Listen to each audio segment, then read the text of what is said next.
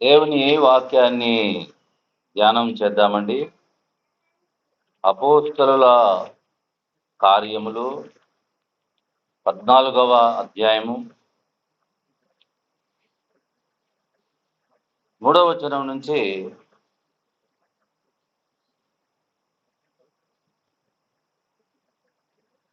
కాబట్టి వారు ధైర్యంగా మాట్లాడుతూ అక్కడ కొంతకాలం ప్రభు వారి చేత అద్భుత క్రియలను అద్భుతములను చేయిస్తూ తన కృపావాక్యమును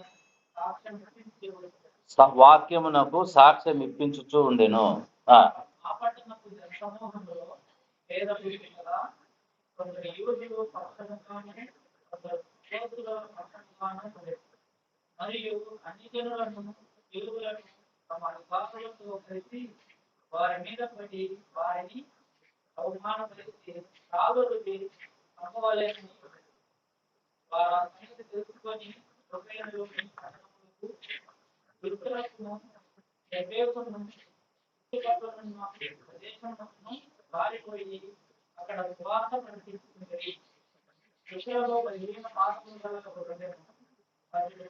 మొదలుకొని వాడే ఎన్నడూనూ నడవలేక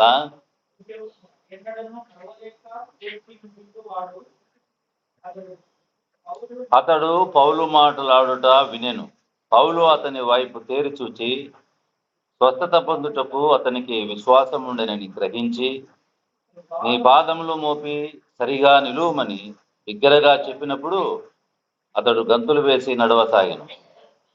జనసమూహములు పౌలు చేసిన దాన్ని చూచి లుకయోనియా భాషలో, దేవతలు మనుష్య రూపము దాల్చి మన యుద్ధకు దిగివచ్చి ఉన్నారని కేకలు వేసి, బర్నబాకు ద్విపది అనియు పౌలు ముఖ్య ప్రసంగి అయినందున అతనికి హెర్మే అనియు పేరు పెట్టింది.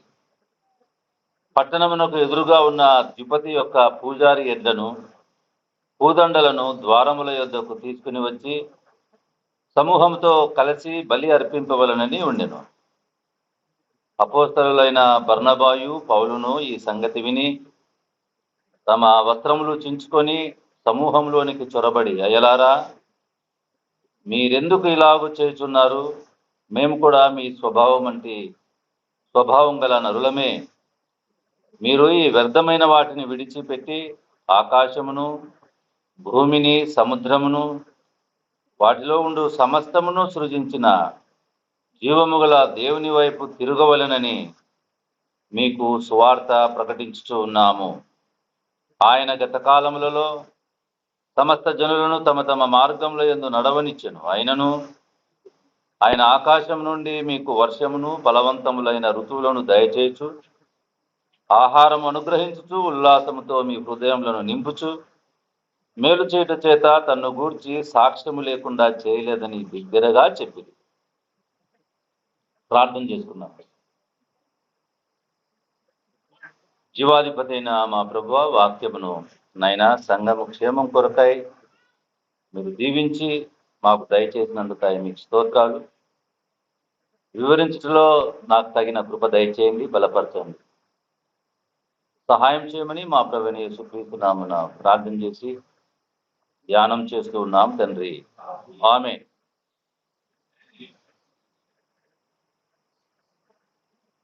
ప్రభునందు ప్రియమైనటువంటి వాళ్ళారా, ఈ 14వ అధ్యాయంలో సువార్త పరిచర్య కొరకు అపోస్తులైన బర్నబా, పౌలు భక్తులు వెళ్ళి ఎన్ని హింసలు పడ్డారో ఇదంతా మనము చూస్తే అర్థమవుతుంది. ఎక్కడా వాళ్ళకు ఘనస్వాగతం లభించడం లేదు. అర్థమవుతుందండి? ఎక్కడ ఘనస్వాగతం లభించడం లేదు. కానీ అందరూ వారిపైన తిరుగుబడి వారిని రాళ్లతో కొట్టి చంపివేయాలని చెప్పేసి ఉన్నటువంటి వారే. ఎక్కడ కూడా వాళ్ళకు క్షేమం లేదు. మనము ప్రార్థన చేస్తూ ఉంటాం. ఏమని ప్రార్థన చేస్తూ ఉంటాం? మేము సువార్తకు వెళ్తున్నాం, ఎటువంటి ఆటంకం రాకోకుండా మమ్మల్ని కాపాడు. నిజమే, ఆ ఎటువంటి ఆటంకం రాకోకుండా మనల్ని కాపాడితే మనం సువార్త చేయాల్సిన అవసరం ఏమి ఉండదు. ఏమండి? సువార్త ఎప్పటికీ ఆ ప్రభుపై ఆధారపడి చేయవలసిన ఉంటుంది. అన్ని పరిస్థితుల్లో అనుకూలమైన పరిస్థితులు ఉంటే సువార్త కాదు. ఇక్కడ మీరు ఇంటికి వెళ్ళి ధ్యానం చేస్తే చాలా శ్రమపడ్డారు. కొంతమంది ఏం చేశారంటే పౌలు భక్తుని కొట్టి చనిపోయినాడని విడిచిపెట్టేసినారు. అయినా వాళ్ళెందుకు ఆ దెబ్బలు తిని వెనక్కుపోలేదు? మనమైతే ఈ పరిచర్య ఇంకా ఇంతతో ముగిద్దాం, మళ్ళా రేపు చూసుకుందామని వెనక్కి వచ్చేవాళ్ళం కదా. ఎందుకు పోలేదు వాళ్ళు వెనక్కు? సువార్త అంత సత్యమైంది. వెనక్కు వస్తే మనం ఏం చెప్పిన వారం అవుతాం? సువార్త సత్యమైంది కాదు, అనుకూలంగా ప్రకటించేది.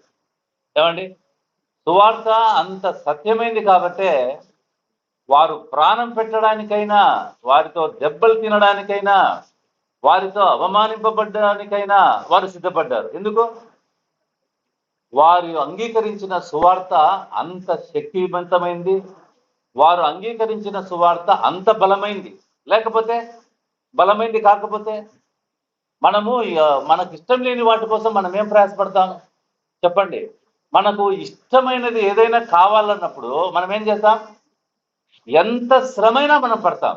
అదే లాగుననే సువార్త అంత శ్రమపడి మనము సువార్త జరిగించాల్సినటువంటి అవసరత ఉంది.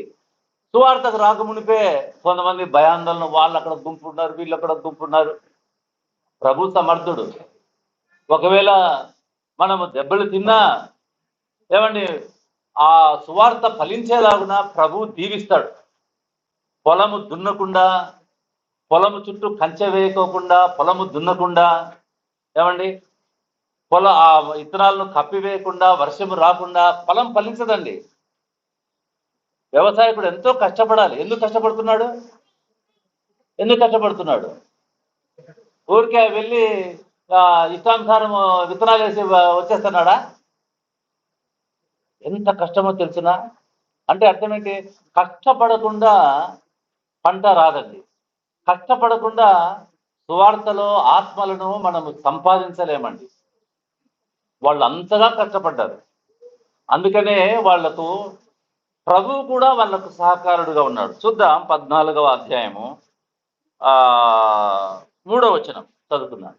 కాబట్టి వారు ప్రభువుని అనుకుని ధైర్యంగా మాట్లాడుతూ అక్కడ కాలం గడిపి. వారు ప్రభువును అనుకుని, ఏమండి, శ్రమలు కలిగినప్పుడు మనం ఎవరిని అనుకోవాలా? ఇన్ఫ్లుయెన్స్ కాదండి. ఎక్కువ విశ్వాసులు ఇన్ఫ్లుయెన్స్ కోరుకుంటుంటారు. విశ్వాసులతో వాళ్ళకు తగిన ఏర్పాట్లు, ఫలానా చోట మనోడున్నాడు, అక్కడ పోతే మన పని సులభంగా జరుగుతుంది. ఇన్ఫ్లుయెన్స్ కోసం కాదండి మనం విశ్వాసులుగా ఉండాల్సింది. ప్రభుపై ఆనుకొని మనము ఈ లోకంలో పనిచేసేటువంటి వారుగా ఉండాలి. ప్రభుపై ఆనుకోవాలి. ఇన్ఫ్లుయెన్స్ మీద ఆనుకుంటే ఆ ఇన్ఫ్లుయెన్స్ ఒక రోజు ఉండవచ్చును, ఇంకో రోజు పోవచ్చును. ఒక మంగళాయన ప్రభుని అంగీకరించినాడు, ఆయన దగ్గరికి పోతాం. మనం ఎందుకు పోతాం? కటింగ్ ఫ్రీ కాబట్టి. వాళ్ళను నిర్వీర్యం చేసిన వారమవుతాం. ప్రభువునందు వాళ్ళు స్థిరులుగా ఉండకోకుండా మనమే వాళ్ళను బలహీనులు చేసినటువంటి వారం అవుతాం. వాళ్ళు ఎవరిని అనుకున్నారంట? ప్రభువును అనుకుని. వాళ్ళిద్దరే. ఒక పట్టణాల్లో ఇద్దరు సువార్త చేయాలంటే ఎట్లా ఉండాలా చెప్పండి? మనం ఎట్లా పోతాం తెలుసునా? ఒక వేలో గుంపు పోతాం. ఈ గుంపులో ఉన్న రహస్యం ఏంటో తెలుసునా? మీరు మా మీదకి రావద్దండి, మేము ఎంతమంది ఉన్నాం, ఇదిగో ఇంత గుంపు ఉన్నాం అని చెప్పడానికి. అర్థమవుతుందా? కాదండి. సువార్త వ్యక్తిగతంగా మనం దర్శించాల్సింది, మన బలం చూపించడానికి కాదు మనం వెళ్ళాల్సింది. కాబట్టి ఆ పట్టణాల్లో ప్రభువును ఆనుకొని వారు పనిచేస్తున్నారు. ప్రభువును ఆనుకొని మన కుటుంబాల్లో మనం జీవిస్తున్నామా? మన ఉద్యోగాల విషయాల్లో ప్రభువును ఆనుకుంటున్నామా? మన వ్యక్తిగత విషయాల్లో ప్రభువును ఆనుకుంటున్నామా? ఇది పాఠం మనకు. ఇది పాఠం అండి. అందుకోసమే ఇది గ్రంథస్థం చేయబడింది. లేకపోతే మనకు అవసరం లేదు. ఇవెందుకు గ్రంథస్థం చేయాలా? పరిశుద్ధాత్మ దేవుడు వాటి ద్వారా వీరు పొందిన మేలు కంటే మనకు ఎక్కువ మేలుందని గ్రహించి వీటిని గ్రంథస్థం చేసి పెట్టాడు. అవునా కదా? కాబట్టి వారు ప్రభువును అనుకున్నారు. మనం అనుకుంటున్నామా? రేపు సువార్త అనుకుంటున్నాం. సువార్త అంటే మనం ఎవరిని అనుకుంటున్నాం? ఒకవేళ ఆరోగ్యం బాగలేక అంకులు రాలేదు, అప్పుడు ఆయన రాలేదు, మనము రేపు చూద్దాం. ఇది కాదండి. ఎవరిని అనుకోవాలి? వాళ్ళు ప్రభువును అనుకోవాలి. ప్రభువును అనుకొని పనిచేసేటువంటి వారుగా ఉండాలి. అలాగున ప్రభువును అనుకోవడానికే మనతో మాట్లాడుతున్నాడు. కాబట్టి వారు ప్రభువును అనుకుని ధైర్యముగా మాట్లాడుచును. అంటే ఎంత భయానకమైన పరిస్థితులు ఉన్నాయి, వారు ధైర్యంగా, అంటే చుట్టుపక్కల వాళ్ళని సపోర్ట్ చేసే వాళ్ళు ఎవరు లేరు, అయినా వాళ్ళు సువార్త చెప్తున్నారంటే సువార్త ఎంత శక్తి అయినది. నమ్ము ప్రతి వానికి రక్షణ కలుగజేయడానికి సువార్త దేవుని శక్తి అయి ఉన్నది. కాబట్టి ప్రభునందు ప్రియులరా, మనము సువార్త విషయంలో, ప్రభువును అంగీకరించిన విషయంలో కొన్ని శ్రమలు రాగానే మనం బెంబేలు పడిపోతున్నాం, అవును, శ్రమలు వస్తాయి. క్రీస్తునందు సద్భక్తితో జీవించే వారందరూ హింస పొందుదురు. ఆ హింస ఎందుకు? మనం ఇంకొక పాపంలో పడుకోకుండా. హింస లేకపోతే చెప్పండి, హింస లేకపోతే మనం ఏమే కాదు, వేరే ఆయమ్మ ఇట్లా, ఈయన ఇట్లా, వాళ్ళు ఇట్లా అని మనం అనుకుంటాం. హింస మేలకీడ. అందుకనే ఇదేమయ్యా దేవుని వాక్యంలో ప్రభునందు సద్భక్తితో జీవించే వారందరూ హింస పొందుదురంటే ఇదేంది అనుకుంటాం. ఆ హింస మనకేమిటికి? లోకంలో మనం కలిసిపోకోకుండా. ఎంత గొప్ప భాగ్యం మన జీవితాలకు. అయితే ప్రభువు కూడా వాళ్ళకు సహకారుడై ఉండి ఏం చేస్తున్నాడో చూద్దాం, చదవండి. ధైర్యముగా మాట్లాడుచు అక్కడ బహుకాలము గడిపిరి. ప్రభువు వారి చేత సూచక క్రియలను అద్భుతములను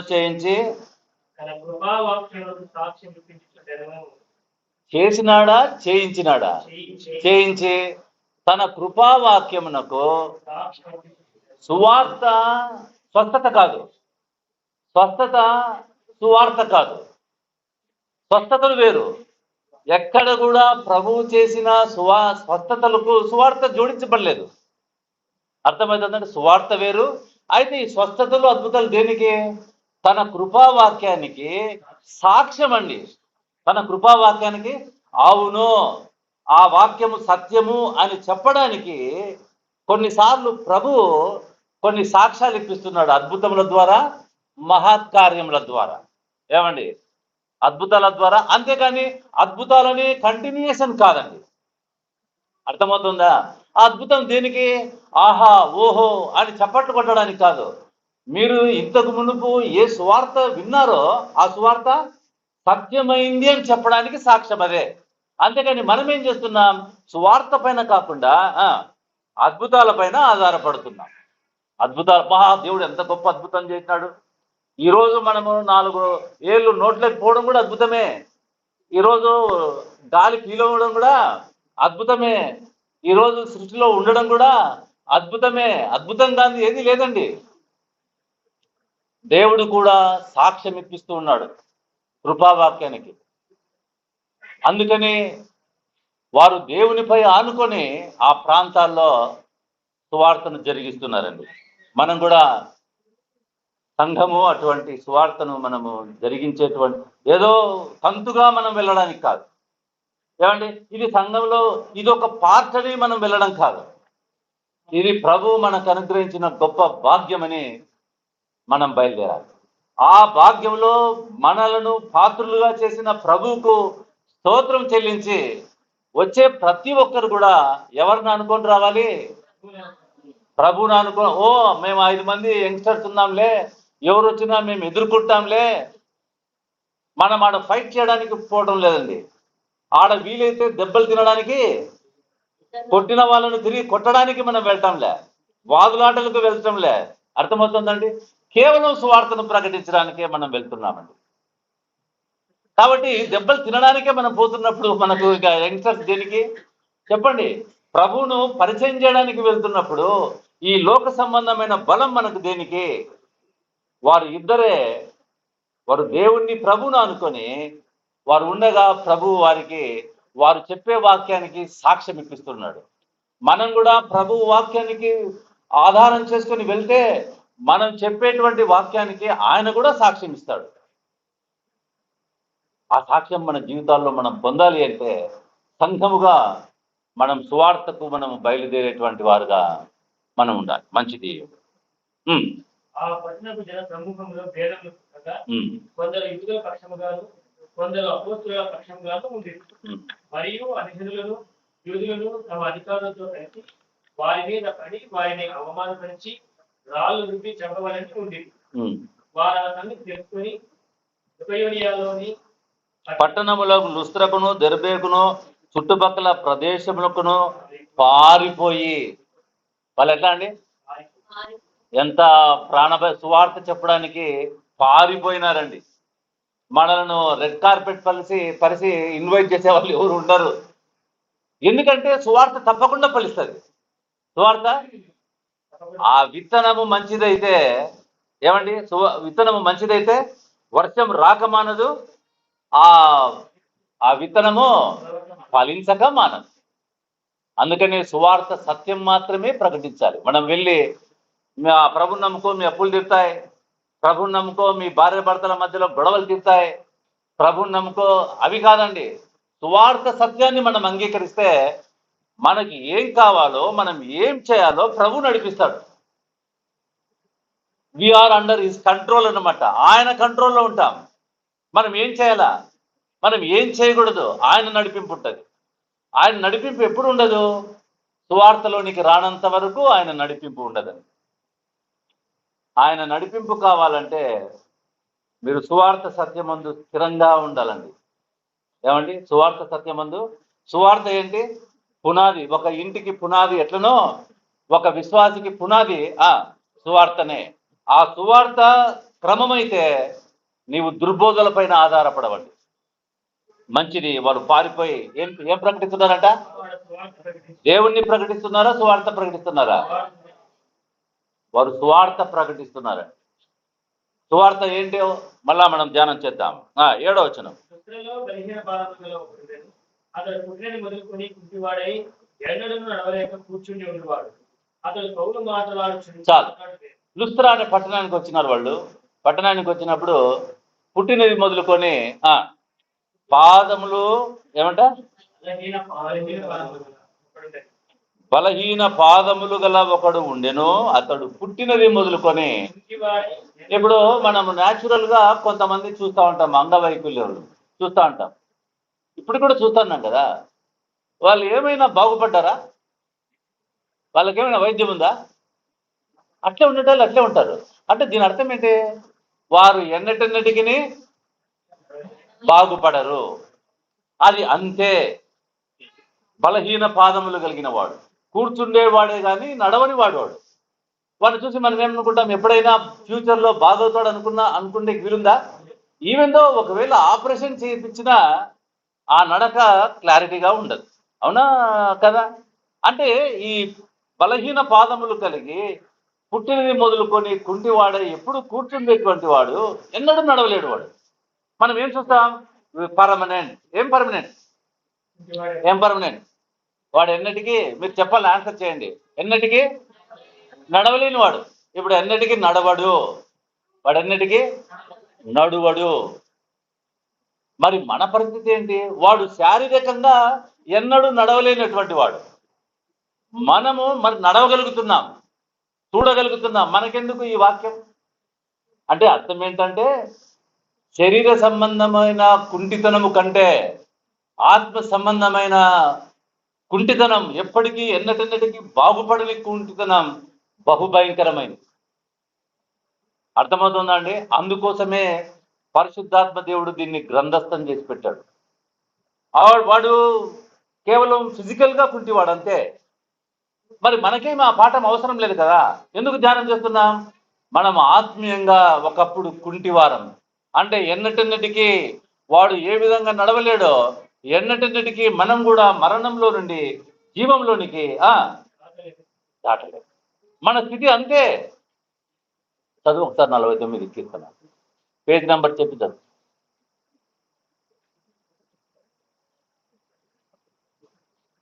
పేరు సంఖ్య 477, 49వ అధ్యాయం 7వ వచనం. ఎవడను ఏ విధము చేతనైనను తన అపోదను విమోచింపలేడు. వారు కుళ్ళు చూడక నిత్యము బ్రతుకున్నట్లు వారి నిమిత్తం దేవతని ప్రాయశ్చిత్తం చేయగలవాడు ఎవడనూ లేడు. వారి ప్రాణ విమోచన ధనం బహు గొప్పది, అది ఎన్నటికీ తిరగ అర్థవలసినదే. సార్, అది పాప విమోచనకు ధనం ఎటువంటిదంట? బహు గొప్పది. అది ఎవరు?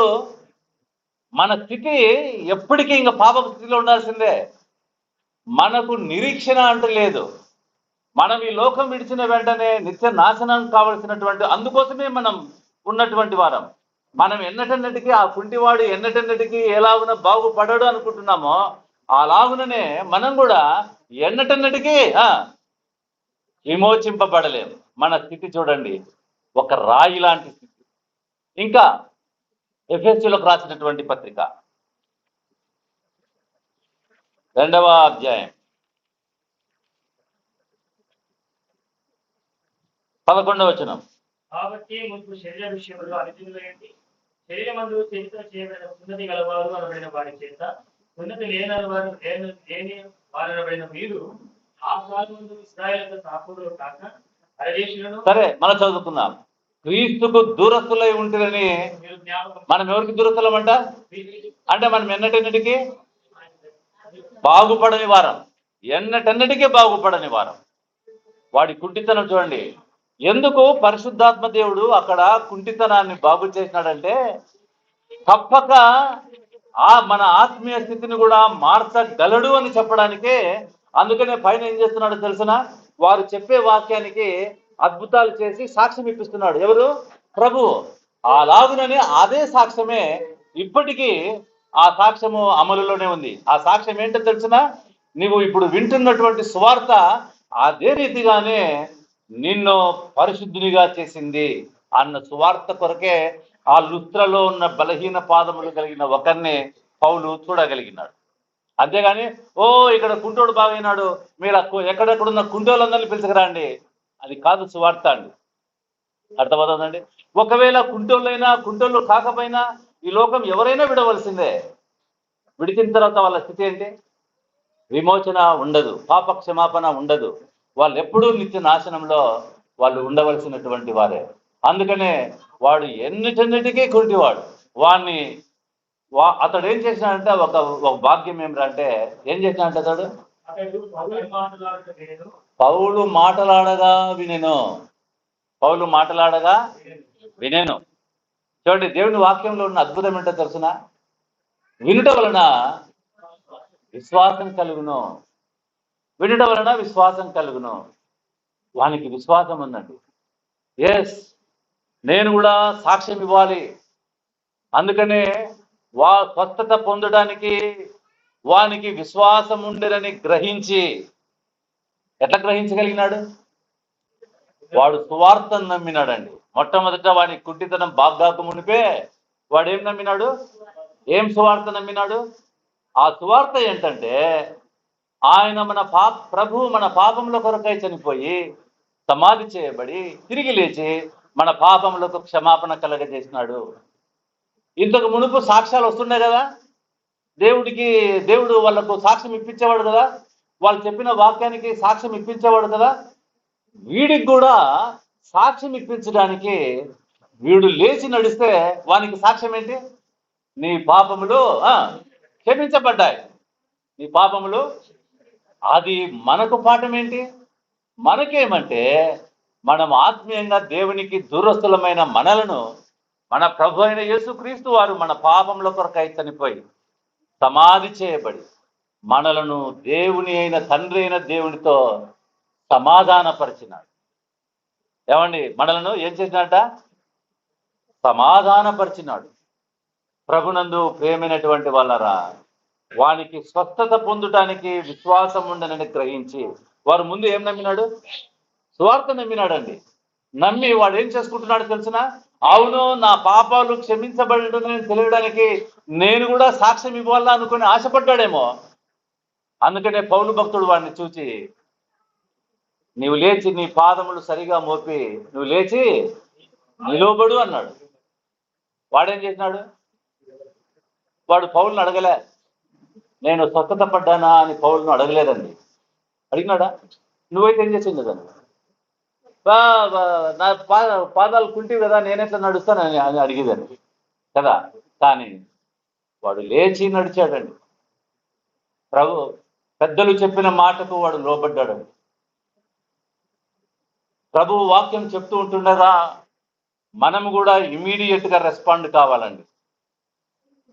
వచ్చే వారం చూసుకుందాంలే, ఈరోజే మన ప్రభు రాకడ దినమై ఉండవచ్చు, నెక్స్ట్ వీక్ పోస్ట్ పోన్ చేయకండి. వాడు ఎట్లా నడిచినాడో మనం కూడా సువార్త మనలో కార్యం చేయగా మనం కూడా అట్లే లేచిన, అందుకనే సాక్ష్యం ఇప్పించినాడండి. వాడు లేచి గంతులు వేసి నడువసాగెను. ఎవరి మాట విన్నాడు? పౌలు చెప్పిన మాట విని, అయ్యా నువ్వు పాదాలు మోపి నువ్వు లేచి నడువు అంటేనే ఆయన ఏం చేసినాడు? ఎందుకు లేచి నడిచినాడు? అవునండి, నడక ఇంపార్టెంట్. నీవు కూడా సువార్త ఎంతో కాలంగా వింటూ ఉన్నావు, ఇంతవరకు నువ్వేం చేయలేదు. ఎన్నోసార్లు సంఘం హెచ్చరించింది లేచి నడువు అని, నువ్వేం చేయడం లేదు, లేచి నడవడం లేదు, అట్లనే కూర్చున్నావు. లేచి నడవకపోతే నష్టం ఎవరికి? నీకే. ఎట్లా నష్టం? నీకు పాపక్షమాపణ జరిగిందన్న సత్యమే తెలియకుండా పోతుంది. ప్రభునందు ప్రియ సహోదరుడా, ప్రియ సహోదరి, మానవ ఎన్నటెన్నటికీ నడవలేని వాడు ప్రభు కృపను బట్టి నడుస్తున్నాడు. ఎన్నటెన్నటికీ నిత్య నాశనంలో ఉండవలసినటువంటి వారు ఆయన మరణ పునరుద్ధానం ద్వారా మనము లేచి మరణంలో నుండి జీవంలోనికి మనం దాటించబడినటువంటి వారమైన ఈ సత్యం, దీన్ని ఆధారం చేసుకొని పౌలు భక్తుడు ఏం చెప్తున్నాడు? అయ్యలారా, మాకెందుకు పూజ చేస్తా ఉన్నారు? మేము కూడా మీలాగా మీ స్వభావం గల నరులమే అని వాళ్ళు ఏం చేసినారు తెలిసిన? వాళ్ళు ఏమనుకున్నారంటే దేవతలు అనుకున్నారు. వీళ్ళు ఏం చేసినారు తెలిసిన? వస్త్రాలు ఎందుకు తెచ్చినారు? ఇదో మీలాగనే మేము శరీరం కలిగి ఉన్నాం, మేము దేవతలం కాదు, మాకు బలి కాదు, బలి దేవునికి మనము బలి, మన ప్రభు అయిన యేసుక్రీస్తు వారు మన కొరకు బలి అయినాడు, ఇంకా వేరే బలులు అవసరం లేదు. ప్రియ సోదరుడా, ప్రియ సోదరి, మనం ఇంకా లోకంలో సువార్తను విని వ్యర్థమైన వాటిని విడిచిపెట్టుకోకుండా నీవు జీవిస్తున్నావా? వ్యర్థమైనటివి ఏంటివి? ఇంకా మూఢనమ్మకాలు, ఏమండి, ఇంకా ఆచారాలు, ఇంకా పద్ధతులు, ఇవన్నీ విడిచిపెట్టకుండా ఉంటే నీవు సువార్త విషయంలో నిన్ను అనుమానించవలసి వస్తుంది. ఏమండి, మనం సువార్త ద్వారా మనం ఏమైనా,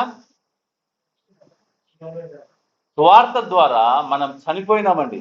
క్రీస్తు మన ఎఫెసీయులకు రాసినటువంటి పత్రిక 2వ అధ్యాయం 1వ వచనం, మీ అపరాధముల చేతను పాపముల చేతను మీరు చచ్చిన వారై ఉండగా, మనం ఎవరమంట? చచ్చిన వారమై ఉండగా ఆయన మనలను క్రీస్తుతో కూడా, ఇప్పుడు మన ప్రభుత్వం కూడా మనకి ఆచారాలు, మూలపాఠాలు, పద్ధతులు, అమావాస్య, పుణ్యమి, దిష్టి, గుమ్మడికాయలు, ఏమండి, ఇవన్నీ మనకు కాదండి. మనము సత్యమును అనుసరించి జీవం పరలోకానికి సంబంధించినటువంటి వారం మనం. కాబట్టి ప్రభునందు ప్రియమైనటువంటి వాళ్ళరా, లుస్త్రలో బలహీన పాదములు కలిగిన వాడు నడిచినట్లుగా మనమందరం కూడా పాప క్షమాపణ పొంది ఉన్నామండి. అయితే నువ్వు చేయవలసిన పని ఏంటి? నువ్వు చేయాల్సినటువంటి పని ఏంటి? లేచి నడవాల. నడవడానికి ఒక ఉదాహరణ ఏంటి? నమ్మి బాప్తిస్మం పొందిన వాడు రక్షింపబడు. ఇది నడక అంటే. ఊరికే వింటూ వింటూ వింటూ కాలయాపన. మనము మన సొంత విషయాల్లో దేనికి కాలయాపన చేయము. రేపు చేయాలి, మన బుద్ధి ఏమిటి తెలిసిన? రేపు చేయాల్సినటువంటి పనిని ఈరోజే చేసుకోవాలా. దేన్ని కాలయాపన చేసేది? సువార్తను మాత్రమే. రేపు చూసుకుందాం, ఎల్లుండి చూసుకుందాం. ఈ సువార్త నీకు సంబంధించింది. ఇది ఎవరికో సంబంధించింది కాదు, ఏదో మతానికి సంబంధించింది కాదు, ఏదో కులానికి సంబంధించింది కాదు, ఏదో దేశానికి సంబంధించింది కాదు. ఈ సువార్త నీకు సంబంధించింది. నీవు రెస్పాండ్ కాకపోతే ఎట్లా? లేచి నడుద్దామా? లేచి నడిచి ప్రభువును గణపరుద్దాం. ఆ ప్రాంతాల్లో మన కుటుంబాల్లో సాక్షులుగా ఉందాం. నా పాపాలు క్షమించబడ్డాయి అని మనం ప్రభు కొరకు లేచి నడిచేటువంటి వారుగా మనం ఉండాలండి. ప్రభునందు ప్రియమైనటువంటి వాళ్ళరా, ఒక ఉదాహరణ చెప్పి నేను ముగిస్తా. ఏషావు ఎప్పుడు ఏడ్చినాడు? ఏప్రిల్లో రాసినటువంటి పత్రిక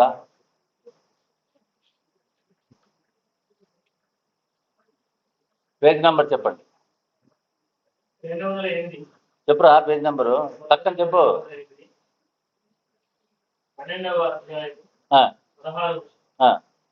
ఒక పూట కూటి కొరకు తన జ్యేష్ఠత్వమును ఒక పూట కూటి కొరకు తన జ్యేష్ఠత్వమును అమ్ముకొనిన ఏషావు వంటి ఏషావు అంటే భ్రష్టుడైన ఆయన ఏం చేసినాడు తెలిసిన? రేపు ఉంటానో లేదో, అన్నం తిందాం ఇమ్మీడియట్ గా రెస్పాండ్ అయినాడు. అర్థమవుతుందండి? ఇమ్మీడియట్ గా రెస్పాండ్ అయినాడు. దేనికోసం? అయ్యో నేను చచ్చిపోతానేమో, చక్కని భోజనం చేద్దాం, కాబట్టి నా పెద్దరికం పోయినా చింతలేదు, నాకేం కావాలా? భోజనం. ఇమ్మీడియట్ గా రెస్పాండ్. ఎవరు ఆయనకు సజెస్ట్ చేయలేదు, ఓ తినయ్యా బతుకుతావని ఎవరు సజెస్ట్ చేయలే. అమ్మో నేను చచ్చిపోతానేమో, నాకు ఆహారం పెట్టండి అని ఆయన పెద్దరికాన్ని నమ్మి ఆహారాన్ని తిన్నాడండి. ఎప్పుడు కన్నీళ్ళు విడిచినాడు? చదవాలి. ఏషావు ఆ తర్వాత అంటే ఫస్ట్ ఆయన దగ్గరికి ఆశీర్వాదం వచ్చి ఉన్నదండి. ఎప్పుడు పొందాలనుకున్నాడు? ఆ తర్వాత. ఏ తర్వాత? నా ఎంజాయ్మెంట్ అంతా అయిపోయిన తర్వాత, నా పరిస్థితి ఇప్పుడే పెళ్లి చేసుకున్నాం, అప్పుడే నమ్ముకోవాలన్నా, అప్పుడే బాప్తిస్మమ్మా, ఇంకా మేము ఎన్నెన్నో లైఫ్ ఎంజాయ్ చేయాల్సింది, ఇప్పుడే బాప్తిస్మం. అందరూ ఏమనుకుంటున్నారంటే బాప్తిస్మం తీసుకోవడం వాళ్ళ లైఫ్కు అడ్డుకట్ట వేసినామనుకుంటున్నాం. అసలు వివాహ వ్యవస్థను ఏర్పరిచినటువంటి వాడు ఎవరు? నిన్ను సంతోషపడాలని దేవుడు ఏం చేసినాడు? వివాహం చేసినాడు ఆయన. నువ్వు సంతోషపడమే ఆయనకి ఇష్టం. వివాహ వ్యవస్థ అడ్డుకట్టయిపోతుంది బాప్తిస్మం తీసుకుంటే అనుకునేటువంటి యవనస్తులు ఈ దినాల్లో లేరా? చెప్పండి. ఆ తర్వాత ఆశీర్వాదం పొందగోరి కన్నీళ్లు విడుస్తూ, ఎందుకు కన్నీళ్లు విడిచినాడు? ఎక్కడి పోయినా ఆశీర్వాదం లేదండి. ఎక్కడి పోయినా ఆహారం కోసం ఆయన ఇమ్మీడియట్ గా రెస్పాండ్ అయినాడు. ఆశీర్వాదం కోసం తర్వాత చూసుకుందాంలే. ఆ తర్వాత అంత అయిపోయిన తర్వాత, మంచం మీద పడుకున్న తర్వాత అప్పుడు యేసు ప్రభువా నా పాపం క్షమించుకో అని అంటాము అని గ్యారెంటీ అనుకుంటారు చాలా మంది. ఆ సమయాన్ని సాతానుడే మనకి ఇవ్వకపోవచ్చండి. అర్థమవుతుందా అండి? ప్రభునందు ప్రేమైనటువంటి, అందుకనే దేవుడిచ్చిన సమయాన్ని మనం గ్రహించేవారుగా ఉండాలి. కాబట్టి ఆ తర్వాత పొందుదామనుకుంటే అది తప్పండి. ఈరోజే ప్రభు కొరకు మనం నిలిచి ఆయనను కొనియాడుదాం. దేవుడి మాటలు మన కొరకై దీవించుకుందాం.